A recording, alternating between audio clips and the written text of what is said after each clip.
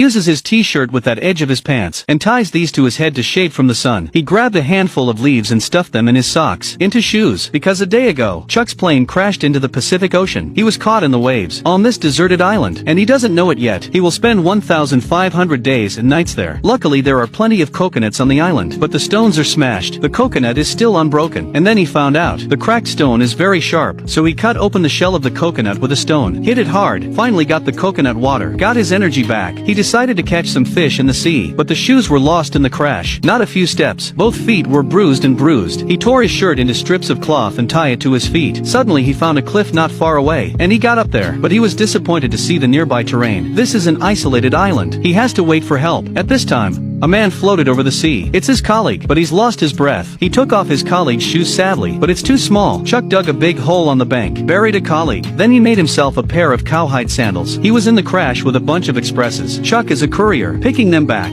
sort them, and put them away, thinking that when searchers find him and bring it back together, he's on the beach. Wrote a big distress signal, but the next day there was a high tide. Half of the writing was obliterated by the waves. He brought in a few more branches, barely spelled out the word for help. He continuously eat coconut meat and drink coconut water, causing him to get crazy diarrhea. Fortunately, the island is very humid. Every morning, the leaves will be covered with dew. He can collect dewdrops with coconut shells. The drinking problem is finally solved, but fishing is a skill. 4 days of practice, he still has to eat coconuts. That night, a beam of cruise ship lights suddenly appeared on the sea. Chuck immediately shouted excitedly, "Keep flashing the flashlight for help," but the distance is too far. It's the first light. Chuck couldn't wait to take the lifeboat to the surface to catch up with the cruise ship, but the water is at high tide. Wave after wave kept coming at Chuck. He exerted all his strength, paddle forward as hard as he can, but it was blown over by the waves. A coral pierced the lifeboat. Chuck also had a cut on his leg. He finally realized he is probably going to die here, so he decided to take apart the couriers.